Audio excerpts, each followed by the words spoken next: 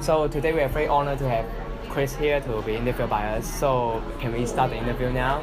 Absolutely, it's a pleasure meeting you too as well. Thank you. So may I ask, how old are you currently?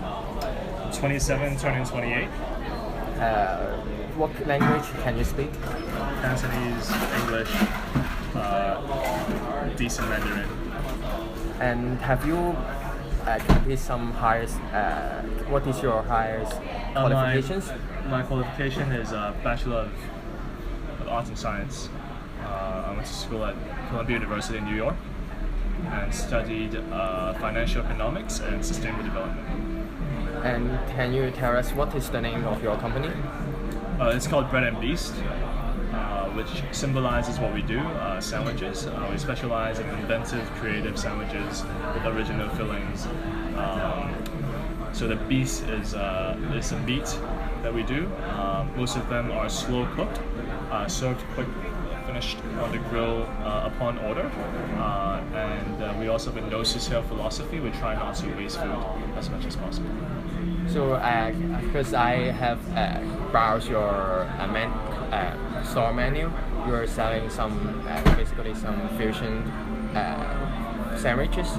Yes. So, which is quite interesting because Hong Kong, they're like when we talk about sandwiches, people just think that is just they don't want to eat, they just go to buy it at 7-Eleven stores or some other food store. So how come you get this idea?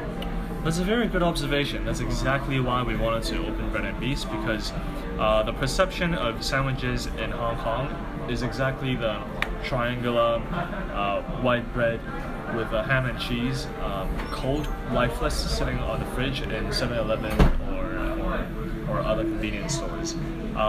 Sandwiches is perceived as a product of necessity, out of convenience, rather than of its taste or flavor.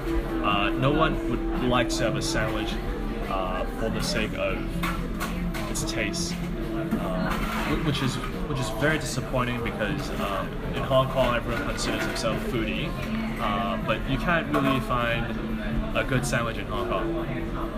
Sandwich is a huge category of food with a very long history, yet we don't really know much about proper sandwiches in Hong Kong. So my partners and I came back from the US and Canada, and that is a key reason why we wanted to introduce a better kind of sandwich to Hong Kong. And we understand that sandwich is not the most popular category of food in Hong Kong.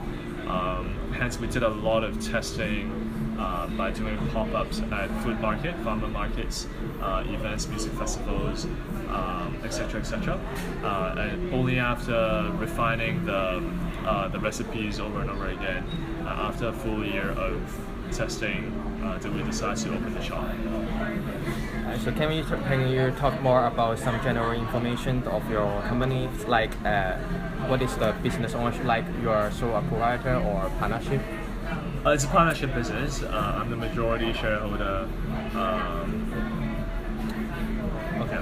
And we know that your business is located in Wan Chai. Yeah. Why will you choose this location? So in considering the product, we realized that the product is primarily a lunch product, breakfast and lunch product perhaps. So we need to be around offices, and there are plenty of offices around in Wan Chai with sufficient expats, which is definitely one of the core target crowd for us, and young professionals as well. Wan Chai is also blessed with a good number of luxurious residential buildings, and they host a lot of young professionals who are our target customers for nighttime.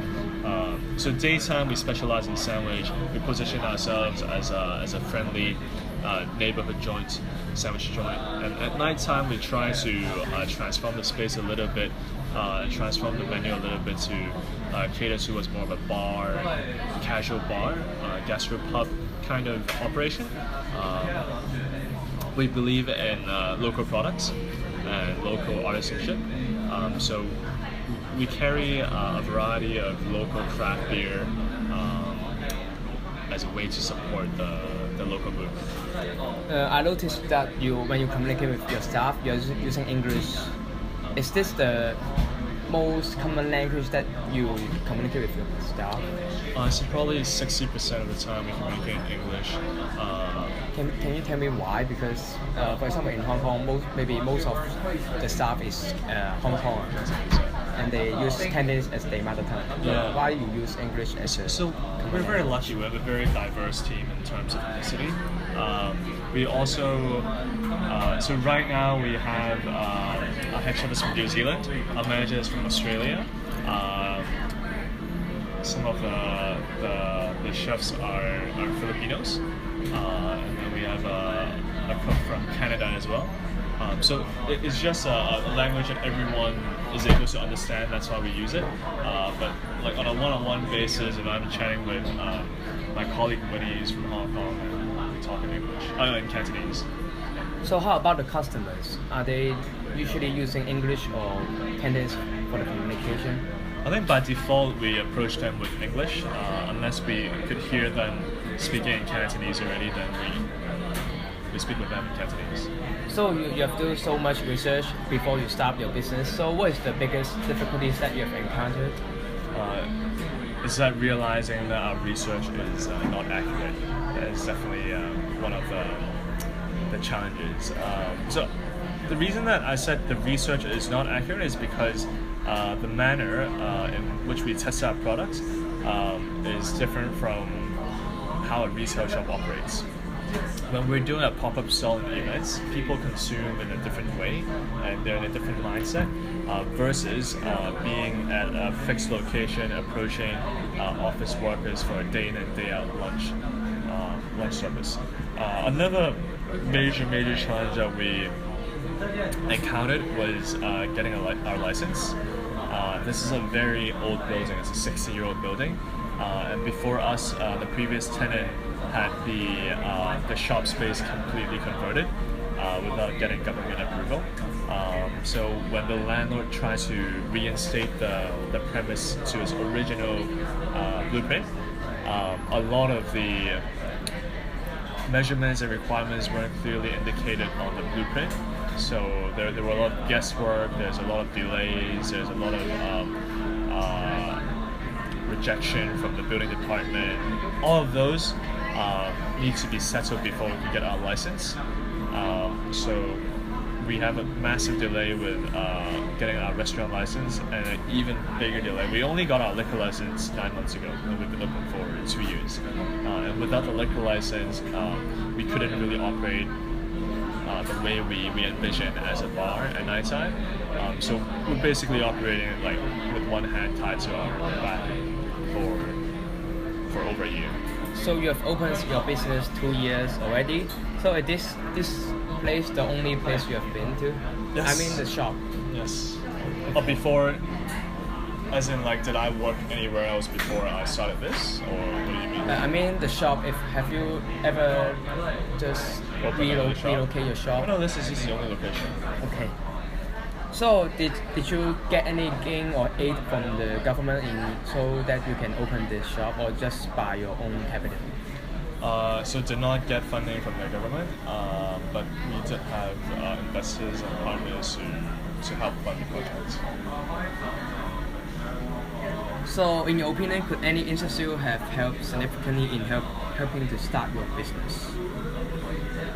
I definitely think so. I definitely think the licensing part could have been easier, and the licensing is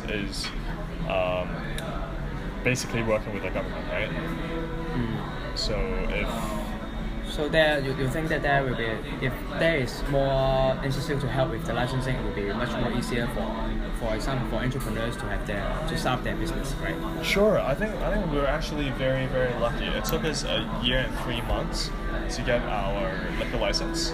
A lot of restaurants or bars would have closed down within 3 months, 6 months if they didn't get their liquor license. So that we had lasted for a year and 3 months until we could get our liquor license and operate the business fully. That's nothing short of a miracle. So think about it this way: like you rent a place for 24 hours a day. You expect to do lunch. You expect to do a night crowd. So in between is kind of a dead zone unless you're a high-profile cafe. Okay. Now you don't get the night crowd. You're only operating based on a lunch crowd, and your whole business model is based on 2 revenue periods, but you only got one in reality. For like one year. So I'm very curious about how to deal with this problem, and you don't expect you're getting that liquor license that late. So in the first 15 months of your business, how do you deal with this problem? So definitely maximize on your delivery game. Approaching people for office lunch catering, for canapé style event catering. We did a lot of pop-ups even after we opened the shop for extra revenue, hosting events at the shop, all kinds of. So this is one of the fun things about doing your own business is that like you can never anticipate all the problems, but you just gotta solve them when it comes, and you gotta find creative ways to solve problems every day. So may I ask what was your main reason for having the business? I tell my friends that it's like a one-night stand knockup. It was basically having drinks with my former partners. We're chatting about this idea. We're all very passionate about sandwiches, and we love sandwiches. all very frustrated about the fact that there are no good sandwiches in Hong Kong. We felt like we could do something maybe. So obviously we were drunk, and we said let's do it. And then we did it. And then we started doing pop-ups, and then it started gaining popularity. We got some very encouraging response to the point that we thought it could be a viable business, so we went for it. So can I say that you realize there's a gap between what Sure, you expect? there's definitely a white space in the market, yeah. So should we talk about more on the social media, because we have searched OpenRice, Yeah. and you got quite high rating on OpenRice. Is how and what have you done so that to aim that high rating from the OpenRice? So honestly, I consider myself not very good at using local platforms to promote our brand. The 2 platforms that we actively manage are Instagram and Facebook. OpenRice is actually all organic until now. But I do realize the importance of OpenRice, and that's actually a platform that we plan on To do more marketing, to using it to advertise more. For sure, yeah. So and for Instagram, Facebook, and OpenRice that you've used, so which one do you think is the most useful? I actually think neither is very useful. I'd say Facebook is the more useless one. Simply because Facebook is very money driven. Like if you don't pay ad money, it limits your exposure to very, very, very little.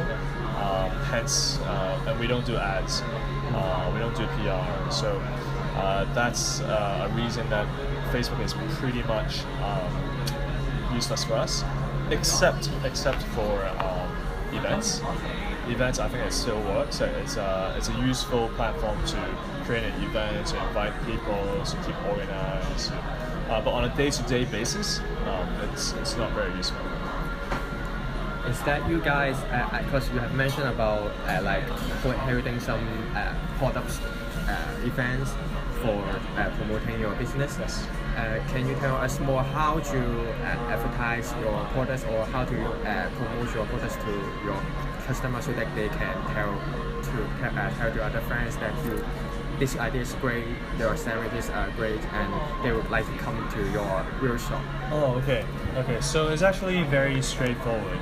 The purpose of doing pop-ups is A, to get exposure, B, to test out products, new products specifically, and get customer feedback on the spot. And this is one thing that's great about being at a pop-up. It's customer interaction is a lot more freestyle, and it's a lot easier to gauge how well you're doing.